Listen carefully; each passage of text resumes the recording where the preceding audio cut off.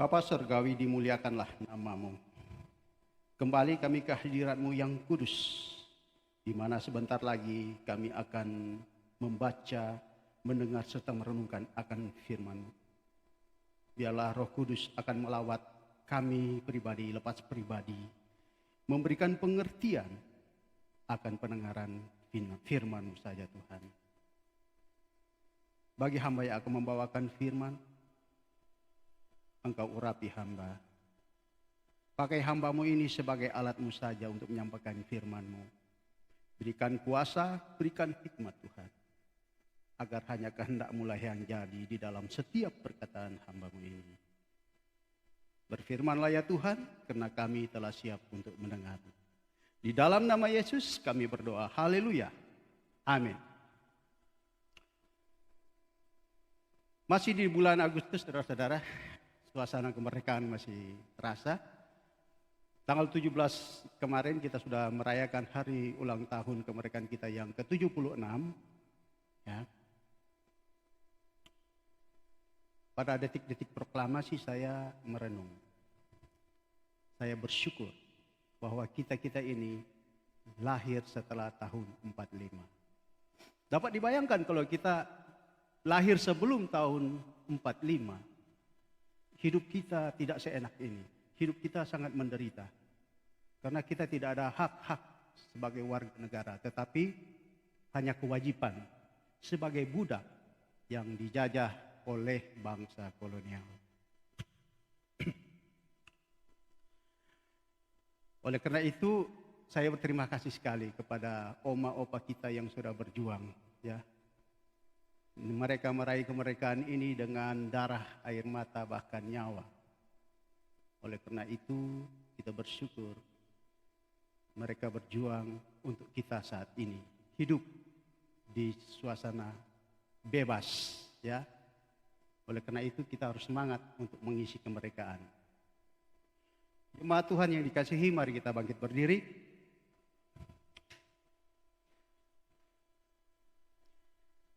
Ikuti komando saya ya. Ya, ikuti kata-kata saya. Merdeka! Merdeka! Merdeka! Merdeka! Amin. Puji Tuhan, silakan duduk. Harus semangat. Semoga kita merdeka dari rasa ngantuk juga. Ya.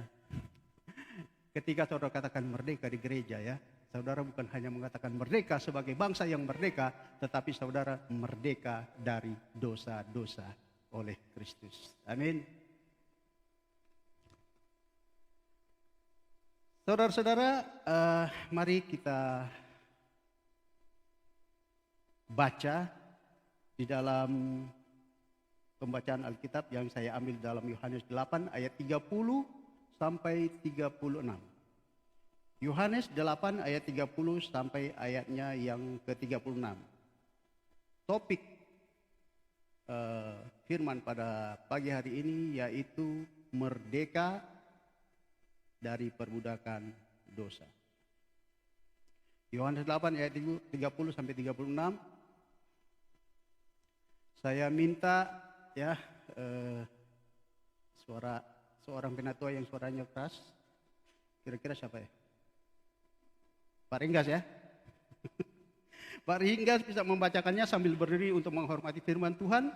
Dan kita sekalian jemaat Tuhan, baik yang ada di sini maupun yang ada di rumah, bisa membaca di monitor dan menyimak firman Tuhan ini. Silakan Pak. Yohanes 8 ayat 30 sampai 36.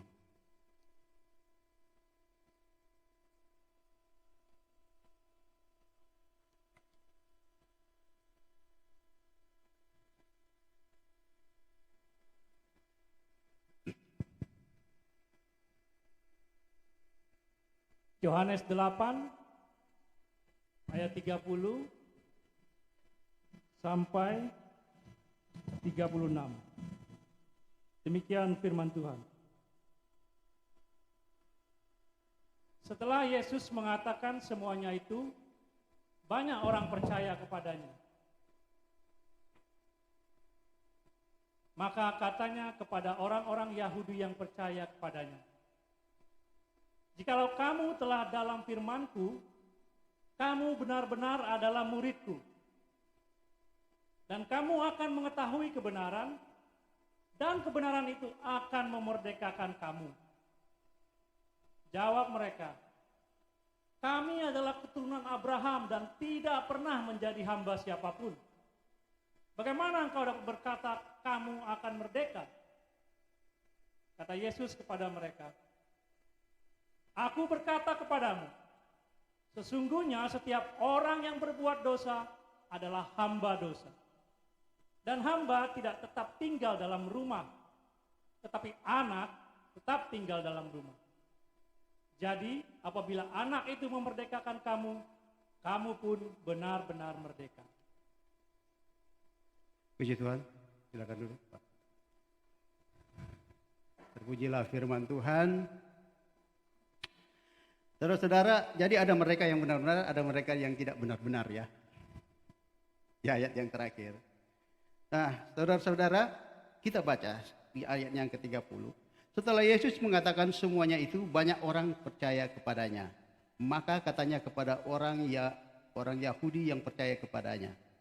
Di sini saudara-saudara, latar belakang ya. Ayat ini di mana Yesus berkata kepada orang-orang Yahudi yang percaya kepadanya. Karena banyak latar belakangnya, karena Tuhan Yesus itu sering mengajar di sinagog-sinagog ya. Di situ banyak orang Yahudi. Mereka terkagum-kagum dengan pengajaran Tuhan Yesus. Akhirnya mereka percaya dan mengikut dia. Ya. Tetapi banyak juga orang Yahudi yang memusuhi Tuhan Yesus. Tidak semua. Tapi banyak juga yang mengikut Tuhan Yesus. Ya. Karena mereka kagum Tuhan Yesus ketika dia mengajar. Ya. Oleh karena itu Tuhan Yesus mengatakan ini kepada orang-orang Yahudi yang percaya pada waktu itu. Ya. Nah saudara-saudara, kita juga ya, kalau seandainya yang berdiri di depan sini Pendeta Gilbert, kita akan terkagum-kagum kepada orangnya. Ya. Tetapi kita belum tentu kalau kita menerima firman yang dikatakan oleh Pendeta Gilbert. Ya. Itu contoh ya. Jadi sama dengan Tuhan Yesus. Banyak orang kagum kepada dia. Makanya dia berkata hal ini kepada orang-orang Yahudi yang percaya. Yang mungkin hanya kagum oleh pengajarannya. Tapi tidak mau berpegang teguh pada apa yang dikatakan Tuhan Yesus. Jadi saudara-saudara, kita lihat dalam ayat yang 31 ya. Kita lanjutkan. Tuhan Yesus berkata kepada orang Yahudi yang percaya ini, jika kamu tetap di dalam firman-Ku, kamu benar-benar adalah murid-Ku. Nah, di sini saudara-saudara, Tuhan Yesus katakan, ya kita simak baik-baik firman ini. Jadi bukti sebagai murid Tuhan Yesus, yaitu di mana kita harus tinggal di dalam firman-Nya. Ya. Itu bukti sebagai murid. Saudara-saudara, waktu saudara sekolah dulu, ya, pernah sekolah semua kan? Waktu kalian sekolah dulu, ya, saudara-saudara sekolah dulu, begitu saudara mendaftar di satu sekolah, tetapi saudara tidak ikut di dalam proses belajar mengajar di dalam kelas, apakah saudara dikatakan murid? Belum. Ya. Kita dikatakan sebagai murid kalau kita benar-benar belajar, ikut proses belajar mengajar di kelas secara terus-menerus. Ya. Nah begitulah dengan firman Tuhan. Ya. Menjadi murid Tuhan, kita harus tinggal bersama-sama dengan firman-Nya, hidup di dalam firman, dan kita belajar terus tentang firman Tuhan. Tuhan Yesus di dalam amanat agungnya dia katakan bahwa jadikanlah bangsa menjadi muridku. Jadi targetnya murid. Tuhan Yesus nggak bilang jadikanlah bangsaku, semua bangsa menjadi sarjana S1, S2, S3 teologi. Tidak. Target kita hanya sebagai murid selama kita di dunia ini. Dan belajar terus tentang firman Tuhan. Juga hidup di dalam firman Tuhan. Wisudanya di mana? Nanti wisudanya di surga. Ya. Kalau lulus. Kalau nggak lulus, ya. Nah, saudara-saudara, jadi Tuhan Yesus katakan bahwa kalau kita benar-benar murid, kita harus tinggal di dalam firman-Nya. Kita harus konsisten dengan firman-Nya. Kita berpegang teguh di dalam firman-Nya. Lanjut saudara-saudara dalam 31. Dan kamu akan mengetahui kebenaran. Nah saudara-saudara, kalau sebagai murid, kita belajar. Kita belajar matematika. Ya. Kita akan tahu kebenaran. Kalau 10 bahagi 5 sama dengan 2. Kalau kita tidak belajar, kita tidak tahu kebenaran itu. Kalau kita, nanti setelah kita selesai sekolah, kita bekerja, ya, mungkin kita ada 5 orang, dapat gaji 10 juta. Kemudian mereka bagi-bagi, ya, yang ketua grupnya bagi-bagi 1 juta. Terima kasih, terima kasih. Padahal kita tidak tahu kebenaran. Harusnya 2 juta. Tapi karena kita tidak mau belajar, kita dibodohi oleh orang yang lebih pintar. Oleh karena itu, di dalam firman Tuhan juga, Tuhan mau sebagai murid kita harus belajar terus-menerus agar kita mengetahui kebenaran. Dan kebenaran itu yang benar-benar memerdekakan kita. Kita tidak mudah lagi ditipu oleh muslihat iblis dan menjadi hamba dan diperbudak dosa. Nah saudara-saudara, mengapa Hawa begitu mudah ditipu, ya, diperdayai oleh iblis, oleh ular waktu di Taman Eden? Kalau berbicara tentang kemerdekaan, tentang keselamatan, ya, tidak afdol kalau kita tidak melihat kembali tentang kejatuhan manusia dalam dosa. Jadi kita lihat lagi dalam Kejadian. Ya, kita lihat di dalam Kejadian 3 ayat 1 dan seterusnya. Bagaimana Hawa jatuh ke dalam dosa, ditipu oleh iblis. Karena Hawa tidak konsisten memegang firman Tuhan. Dari awalnya dia tidak konsisten memegang firman Tuhan. Tidak tinggal bersama Tuhan dan berpegang teguh. Kita lihat di dalam Kejadian 3 ayat 1. Ya. Adapun ular ialah yang paling cerdik dari segala binatang di darat yang dijadikan Tuhan Allah. Jadi bukan kancil, ya, ular. Saya selama ini dibodohi sama cerita kancil dan buaya. Ya. Waktu saya datang ke kebun binatang, saya lihat kancil kok bego, nggak pintar. Ya. Nah, Alkitab mengatakan bahwa ular diciptakan binatang yang paling cerdik pada waktu itu sebelum dikutuk, ya. Sekarang lihat ular juga bego. Nah, saudara-saudara, lanjut. Ini ular, kata ular, ya. Ular itu berkata kepada perempuan itu, tentulah Allah berfirman, semua pohon dalam taman ini jangan kamu makan buahnya, bukan? Ini cerdiknya iblis. Ya. Dia maunya Hawa itu langsung aja makan buah terlarang itu. Ya, itu tujuannya. Tetapi dia nggak langsung. Kalau dia bilang, Hawa, makanlah buah itu. Tuhan bohong. Pasti Hawa tidak mau makan. Malah dia menentang iblis. Dia bilang, enyah kau provokator, ya. Nanti aku potong-potong kamu. Aku bikin rica-rica. Ya. Kalau iblis langsung nembak begitu. Tapi dia ngomong, dia basa-basi dulu. Dia bilang, tentulah Allah berfirman, semua pohon dalam taman ini jangan kamu makan buahnya, bukan? Katanya. Nah, dia mau Hawa sendiri yang berbicara tentang buah terlarang itu. Ya. Jadi bukan iblis. Jadi yang mengangkat topik buah terlarang itu adalah Hawa sendiri. Ya. Lalu apa sahut perempuan itu kepada ular? Ya, Hawa bilang sama ular, buah pohon-pohonan dalam taman ini boleh kami makan.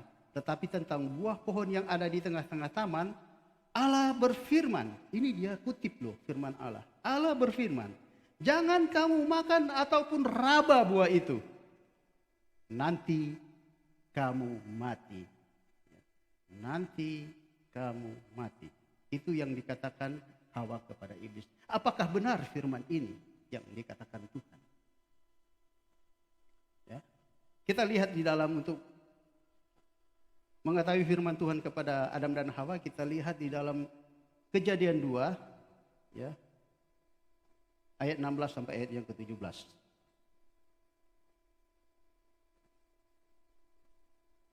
Kejadian 2 ayat 16. Ya. Lalu Tuhan Allah memberi perintah ini kepada manusia. Semua pohon dalam taman ini boleh kau makan buahnya dengan bebas. Sampai di sini Adam berkata kepada iblis, benar. Ya. Kemudian, tetapi pohon pengetahuan tentang baik dan yang jahat itu, janganlah kau makan buahnya. Ya. Firman Tuhan, jangan kau makan buahnya. Tetapi Hawa nambah. Jangankan makan, raba pun nggak boleh. Ya. Jadi dia sudah nambah lagi firman Tuhan di sini, ya. Dia malah lebih ganas ya, lebih sadis ya. Jangankan makan, raba aja. Itu kata Hawa kepada iblis. Kemudian lanjut. Sebab pada hari engkau memakannya, pastilah engkau mati. Pasti engkau mati. Tetapi apa kata Hawa? Nanti kamu mati. Beda. Tuhan Allah dalam firman-Nya katakan pasti kamu mati. Hawa bilang nanti kamu mati. Ya. Jadi Hawa memperberat perintah tapi memperingan hukuman. Dia tidak konsisten dengan firman Tuhan. Dan iblis melihat celah ini. Dia masuk. Ya. Apa yang dikatakan iblis di dalam Kejadian 3. Ya. Ayat 4. Tetapi ular itu berkata kepada perempuan itu, sekali-kali kamu tidak akan mati. Kita lihat urutannya ya. Tuhan bilang pasti kamu mati. Hawa bilang nanti kamu mati. Dan diterusin oleh iblis tidak mati. Akhirnya Hawa jatuh ke dalam dosa. Oleh karena itu saudara-saudara, kita juga ini harus berpegang teguh kepada firman Tuhan. Jangan kendor-kendorin. Karena sifat manusia ngendorin-ngendorin firman Tuhan. Ya. Perintah Tuhan jangan mencuri. Tapi kita robah-robah dikit. Bagaimana kalau mencuri karena terpaksa? Ya. Akhirnya kita membenarkan mencuri. Akhirnya kita jadi pencuri walaupun kita tidak terpaksa. Tuhan bilang jangan berbohong, jangan berdusta.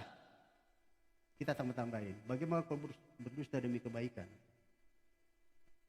Ya. Jadi kita membenarkan sendiri. Akhirnya kita akan terus berdusta walaupun bukan untuk kebaikan. Kita balik lagi ke cerita kejadian ini. Ketika Hawa jatuh dalam dosa. Ini sifat dosa yang paling berbahaya. Ya. Dia mau cari kawan, dia mau cari teman, ya, dia mau spread dia punya kuasa dosa ini, ya. Ini dosa ini sama dengan corona ya kalau kita lihat ya, pandemi itu cepat sekali dia, ya. Ini bahaya. Pertama Hawa, Adam suaminya, nah, Adam makanlah buah ini. Adam makan, ya. Kadang-kadang saya sebagai laki-laki kesal juga ini, kok ada makan buah itu ya, yang ditawari sama Hawa. Tapi saya pikir-pikir lagi, bagaimana kalau Adam tidak makan? Nanti perempuan semua di neraka, laki-laki di surga, ya. Laki-laki kedinginan di surga, ya. Nanti dia di neraka, Pak Yohanes di surga, kedinginan Pak Yohanes di surga. Ya, itu contoh ya. Jadi Adam terpaksa dia makan, ya. Dalam hatinya daripada kedinginan di surga mendingan kegerahan sama-sama dengan Hawa di neraka. Jadi inilah kejatuhan manusia. Dosa itu selalu mencari teman. Ya. Kita lihat di berita parlemen ya, di daerah mana itu semuanya korupsi ditangkap KPK. Itu awalnya dari satu orang ya, tapi dia cari teman ya, karena kalau dia sendiri mungkin ketangkap KPK malunya luar biasa ya, pakai baju oranye sendirian malunya luar biasa, jadi dia cari teman. Begitu semua korupsi ketangkap sama KPK, mereka ketawakan senyum-senyum aja. Udah merasa lagi itu bersalah, tidak merasa lagi kalau itu memalukan. Mereka senyum-senyum aja di televisi, pakai baju oranye. Karena semua udah memalukan korupsi. Ini yang paling berbahaya dalam dosa, dia spread. Kalau semua udah terinfeksi sama dosa, dia kayak corona. Jadi herd immunity. Ya. Semua sudah korupsi. Nah, saudara-saudara, jadi kalau kita benar-benar mau merdeka dari perbudakan dosa, Tuhan Yesus bilang kita harus tinggal di dalam firman-Nya, ya. Dan kita akan memperoleh kebenaran, akan diberitahu oleh kebenaran itu, dan kebenaran itu yang benar-benar memerdekakan kita. Ya. Kembali ke ayat di dalam Yohanes 8. Ya.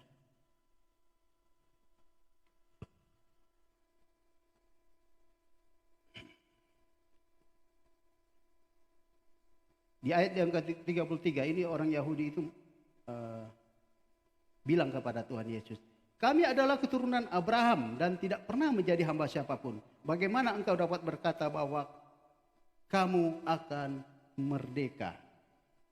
Nah, di sini saudara-saudara, konsep orang Yahudi, pemikiran orang Yahudi, yaitu merdeka secara sosiopolitik, bahwa mereka adalah etnis, ras dari Bapa Abraham yang diberkati oleh Tuhan. Jadi mereka merasa mereka adalah bangsa yang dipilih oleh Tuhan. Mereka adalah bangsa yang merdeka. Jadi konsep mereka adalah merdeka secara sosiopolitik. Tetapi Tuhan berkata itu bahwa mereka harus merdeka di dalam dosa. Merdeka di dalam dosa, bukan merdeka dalam suatu bangsa. Ya. Nah, saudara, Kristus sudah memerdekakan kita dari perbudakan, ya, perbudakan dosa, sehingga kita bukan lagi hamba dosa. Kita bukan lagi hamba dosa, tetapi kita masih berdosa. Ketika kita dibaptis, kita menerima Tuhan sebagai juru selamat. Ya, Tuhan sudah memerdekakan kita. Ya, kita sudah bebas dari dosa, dari perbudakan dosa. Tetapi kita masih berbuat dosa. Siapa ya di sini yang setelah dibaptis, setelah percaya kepada Tuhan, ikut perjamuan, itu terus tidak pernah berbuat dosa? Kita masih berbuat dosa, tetapi kita bukan hamba dosa. Pintu pengampunan masih terbuka oleh karena Kristus. Ketika kita benar-benar bertobat, maka kita tidak lagi hidup di dalam dosa. Ya. Kita masih berdosa. Ya. Saudara-saudara, kita butuh uang, kan? Kita ya bekerja keras untuk mendapatkan uang. Tetapi kita bukan hamba uang. Kita tidak mencari uang dengan segala cara. Kita bukan hamba uang. Indonesia merdeka pada tanggal 17 Agustus 45. Tetapi pada waktu itu masih ada tentara Jepang. Ya. Dan bahkan nikah membonceng sekutu untuk mau menjajah lagi bangsa Indonesia. Tetapi ada yang beda. Bangsa Indonesia tidak mau lagi diperbudak oleh bangsa penjajah. Mereka melawan, ya. Mereka tidak mau lagi dijajah. Ini bedanya. Ya. Saya juga, saudara-saudara, kalau pulang ditawarin minum bir, saya minum. Saya minum. Tetapi saya bukan hamba minuman. Kalau nggak ada minuman saya stres, pingin cari sana sini. Enggak. Jadi kita ini masih berdosa, tetapi bukan lagi hamba dosa. Ya.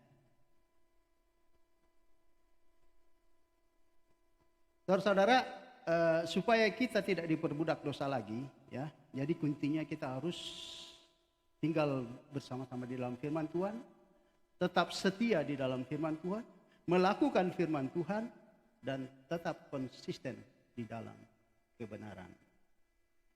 Ya.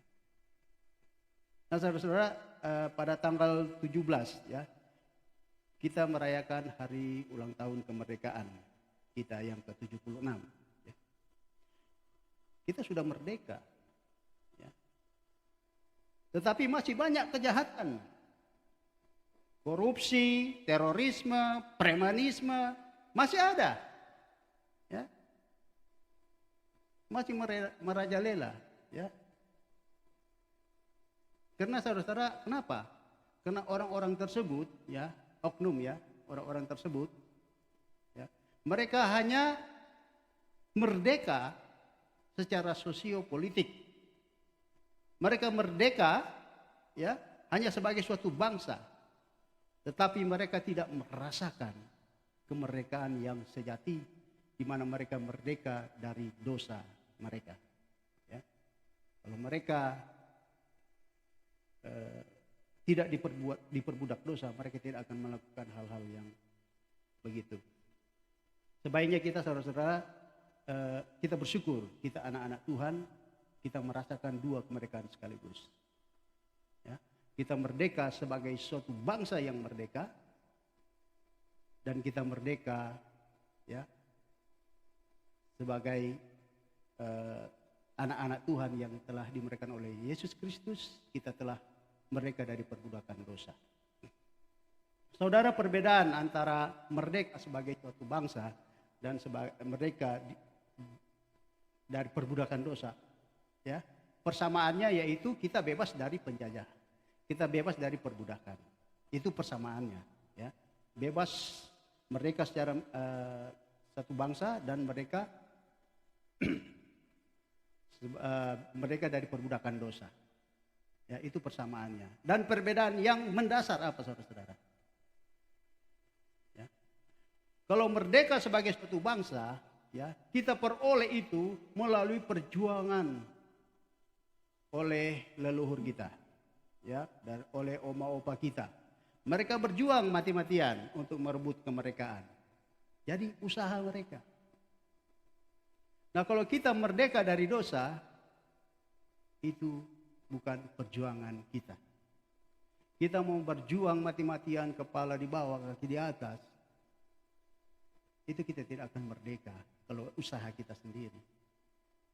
Walaupun darah, air mata, nyawa, tidak akan merdeka. Kita merdeka dari dosa oleh karena kasih anugerah Allah. Ya. Hadiah, ya, karena kasih Allah, sehingga Dia merelakan anak yang tunggal untuk menebus dosa kita, memerdekakan kita dari kemerdekaan. Saudara-saudara yang dikasihi, jadi anak-anak Tuhan, kita menikmati dua kemerdekaan, ya. Kemerdekaan sebagai suatu bangsa dan merdeka di dalam dosa. Intinya, kita harus hidup di dalam kebenaran firman Tuhan. Ya, maka kita tidak mudah lagi dijebak, ditipu oleh iblis, dan diperbudak oleh dosa. Saudara-saudara, zaman sekarang memang susah sekali mencari kebenaran. Ya. Bangsa kita yang sudah merdeka, tapi kita susah sekali mencari kebenaran. Di lembaga eksekutif, susah cari kebenaran. Apalagi di lembaga legislatif, ya, wakil-wakil rakyat banyak yang korupsi. Bahkan di lembaga yudikatif, di mana kita mencari keadilan, kita mencari kebenaran, tapi susah sekali kita mendapat kebenaran. Ya. Jadi saudara, betapa sulitnya, ya, kalau kita menjadi orang benar, tetapi di tengah-tengah orang yang tidak benar, sangat sulit. Betapa sulitnya kita ingin menjadi jujur, tetapi kita berada di tengah-tengah orang yang tidak jujur. Ya. Betapa sulitnya kalau kita mau hidup tertib, tetapi orang-orang di sekitar kita tidak tertib. Saya punya mobil baru ya. Waktu dulu, sekarang udah tua. Ya.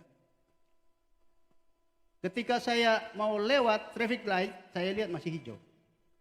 Saya gas. Begitu kuning, saya ngerem. Karena itu aturannya kan. Tetapi orang ini lain, begitu lihat kuning, dia tancap, cup, supaya lolos dari lampu merah. Waktu itu saya lihat lampu kuning, saya ngerem.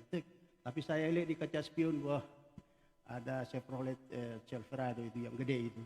Cepat sekali karena mungkin dia mau mencapai lampu kuning itu. Ya. Jadi saya lihat, saya takut sekali karena begitu cepat nih. Mobil masih baru keluar dari dealer ya. Jadi saya tancap. Daripada saya ditabrak dari belakang ya, akhirnya kena lampu. Kena kamera 50 kd lagi itu kan. Nah, saudara, begitu saya lihat di belakang, dia ngerem. Memang mantap kali remnya. Ketawa dia. 50 kd melayang lagi. Di sini kita lihat saudara, zaman sekarang ini susah sekali kita mau hidup tertib. Karena di tengah-tengah kita banyak orang yang tidak tertib. Ya. Khotbah saya tidak panjang ya, karena udah banyak yang ngantuk. Tadi merdeka tidak efektif. Baiklah, saudara, saya akan menutupi khotbah saya. Ada satu cerita ya. Dalam sebuah desa, ya, ada satu sumber air mereka, ya, satu sumur. Nah, pada waktu itu kepala desanya ini didatangi oleh malaikat. Ya. Dia bilang, sumur itu pada jam 7 pagi akan saya kutuk. Ya. Orang yang minum air itu akan jadi gila. Kepala desa ini takut juga. Lah. Tapi ingat, jangan kau kasih tahu mereka. Kalau kau kasih tahu mereka, kau pertama yang jadi gila. Takut lagi kepala desa. Akhirnya saudara jam 3 subuh, dia pergi timba airnya. Dia timba. Ya. Dia kasih persediaan di rumahnya, berdrum-drum ya. Biar dia ada. Karena kalau jam 7 sumur itu udah dikutuk. Jadi dia bikin persediaan, dia ambil. Pas jam 7, satu hari itu tidak ada orang yang tidak minum. Jadi semua minum, ambil air sumur itu. Dan pada saat itu, satu desa itu menjadi gila. Kecuali kepala desa ini. Lucunya saudara, dia bersyukur, saya nggak gila. Begitu dia keluar rumah saudara, dia berkunjung ke warganya bilang, orang gila. Orang gila. Dia bilang ke tetangga, masa gua yang gila? Dia bilang, tetangganya bilang, iya kamu yang gila. Stres lah ini kepala desa ini. Akhirnya dia buang semua air yang ada di rumahnya. Dia pergi ambil air di sumur dan dia minum air sumur itu. Maka ketika dia minum air sumur itu, desa itu normal. Ya. Semuanya gila. Nah begitulah saudara-saudara, jika kita hidup di zaman sekarang ini, ya, kalau kita memang benar-benar anak Tuhan, ya, jadi tetaplah kita berpegang pada kebenaran firman Tuhan, ya. Walaupun bangsa ini semakin gila, ya, mari kita anak-anak Tuhan, jangan sekali-kali kita ikut menjadi gila, ya. Tetaplah berpegang kepada kebenaran firman Tuhan, karena kebenaran firman itu, ya, akan memerdekakan kita, dan benar-benar kita akan merdeka, ya. Jadi ada benar-benar merdeka, ada yang tidak benar-benar merdeka. Itulah firman Tuhan yang terakhir yang kita baca.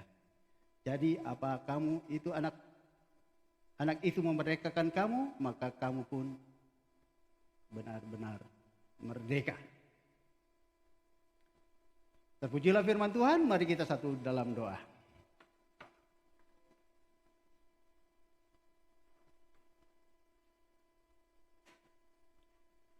Bapa kami yang dalam surga, kami bersyukur Tuhan firman-Mu telah ditaburkan pada pagi siang hari ini Tuhan. Biarlah Engkau yang memelihara firman itu dalam kehidupan kami Tuhan. Sehingga iman kami semakin bertumbuh dan menghasilkan buah-buah yang baik. Dan biarlah kiranya firman itu akan menjadi rema di dalam kehidupan kami. Sehingga kami tidak menjadi pendengar-pendengar yang setia saja.